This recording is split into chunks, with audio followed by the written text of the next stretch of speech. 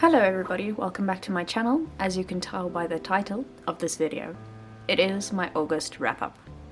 I set out this month to read a lot of the books that I think that I might want to give away once I've read them, because I don't think I'll want to keep them once I've finished them. All in all, I had set out for myself to read 4 books that I want to give away when I'm finished with them. And then I still had 1 extra book left over that I was still busy reading from July. So that makes 5 books in total. I read 3 books this month. And I'm currently busy reading another one. But since today is the last day of the month, I thought I should do a wrap-up for you and give you some of my thoughts and tell you whether I will be getting rid of the books after all, since I've now finished reading them. So, without further ado, let's jump right into it. I read 3 books this month. The 3 that I read were, 2 of them were on the list that I thought I was going to give away when I was finished with them, and then the third one was A Room of One's Own, which I was still busy reading from July. A Room of One's Own, this is my least favorite Virginia Woolf book that I've read so far. Can tell you plain and simple, I did not very much enjoy this book. I found it to be very meandering, which is, you know, the way that Virginia Woolf writes, but in her fiction, it is kind of part of the story. So, you would expect in her non-fiction for her to kind of get to the point a little bit, but no, she doesn't. She took stream of consciousness and applied it to an essay or a speech that she gave some or other university class full of women. She gave a speech or a talk about women and fiction. And you really have to search between the lines in this book to find the meaning of what she's trying to say. I do kind of want to go find a summary of this book, like on Spark Notes or something, and read that so that they can tell me what this book was about, because truth be told, I did not quite get to the point of the point in the story. Will I be revisiting this book in the future? Probably. Just because I want to go through it and find those few sentences. I should have underlined them, but I didn't always have a pencil with me. There were a few more that I thought were interesting and actually made sense to me, and were not just stream of consciousness about Virginia telling you how she's walking on the grass of the university and she was told to get off the grass by the grass keeper. It's not actually called a grass keeper, he has a different name, but I can't remember it, because it was for students and faculty only. So she had to get off the grass. So, there's my first book. This is the book I finished last in this month, but there's the first book I'm talking about now. Vox, on the other hand, was magnificent. I enjoyed this book so much. I was so frustrated with some of the characters throughout this book. Mainly the men, because this book is about a futuristic society. Well, not a futuristic society, but our society in a possible future where the government and the men and some of the women, the Christians, realistically is what it boils down to. The very religious Christians have decided that women should go back to the house, go back to the kitchen, and that they are only allowed to speak 100 words a day. So this is kind of also a totalitarian future kind of book. And some of the things in this book irked me incredibly, but overall I thought it was a very interesting story and an interesting concept. And the ending was satisfying, although it did feel a bit rushed, which kind of bothers me, but you know, overall I did enjoy this book. The ending did not spoil it for me, so that was good. Then next we have The Susan Effect by Peter... That's her name. I'm not going to try, because he's Danish. So I know I'm going to pronounce it wrong, however I try to pronounce it unless I actually research how it's pronounced properly. So, it was translated by Martin Aiken.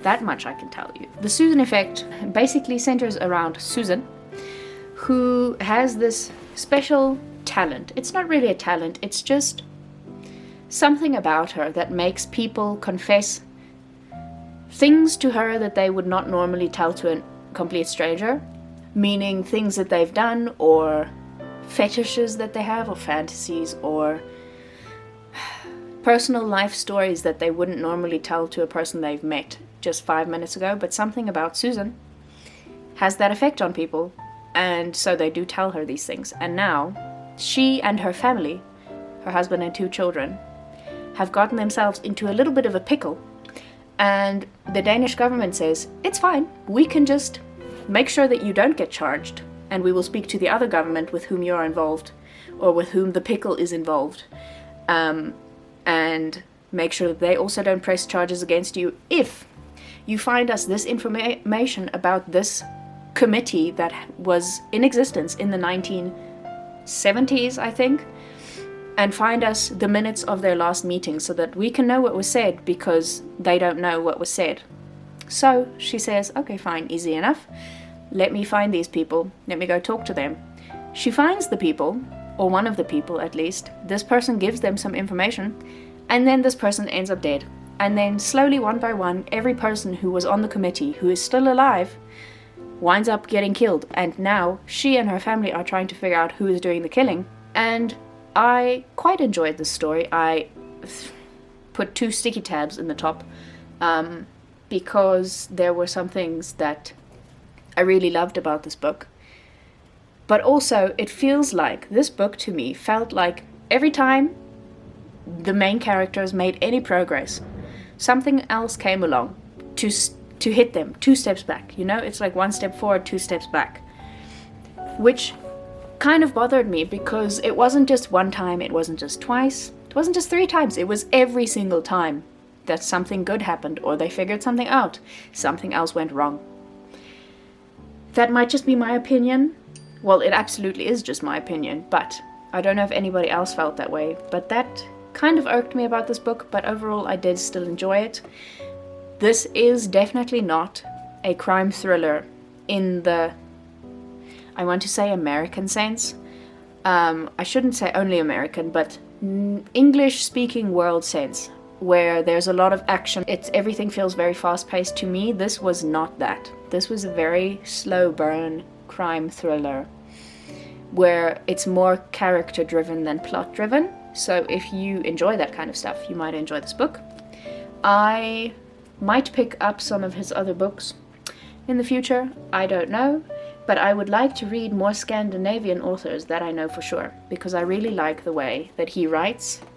And of the other Scandinavian media that I've consumed, I very much like their view of the world and the way that they think.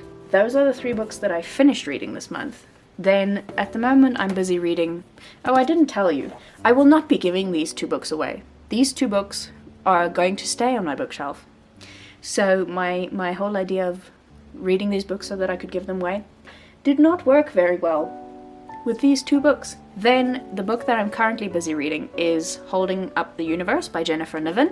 I'm about a third of the way through this book. I'm feeling neutral about this book so far. I don't have any strong positive feelings towards it, but I don't have any strong negative feelings either. But I do think I will be giving this book away once I've finished with it, because I think I said this when I picked this out of my bookshelf, I'm not really in the demographic I think that this was written for. This is very much teenagers, American high school storyline. And even though the 2 main characters are not your stereotypical American teens, I still I'm not very attached to them, so I don't think I will be keeping this book once I have finished it. At least I know that I will be getting rid of one of the books. The other book that I was going to read this month, but didn't get around to, was One Day by David Nichols. So I might just roll that over into my September TBR, I'm not sure. Shall see. But that is my August wrap-up. I'm also still busy reading Far From the Madding Crowd by Thomas Hardy. I have found a different audiobook for it, because the audiobook that I was listening to, the man read the story so slowly and it was bothering me. And also the story, I find it very boring, so I'm not interested to read further. But I found a different audiobook, and the woman who narrates this one does different voices for each of the characters, and she reads it faster than the other audiobook narrator. So I'm slowly making my way through it. I'm now on 40% through. So I have made some progress. I still have about 9 hours left to listen to. So I shall be doing that while I have chores to do around the house. Thank you so much for watching. If you enjoyed it, you can give this video a thumbs up and subscribe to my channel if you want to see more from me in the future. This is where I shall leave you. I hope you enjoy the rest of I was about to say, I hope you enjoy the rest of your day. I hope you enjoy the rest of your day. And I shall see you again next week with another video. Goodbye.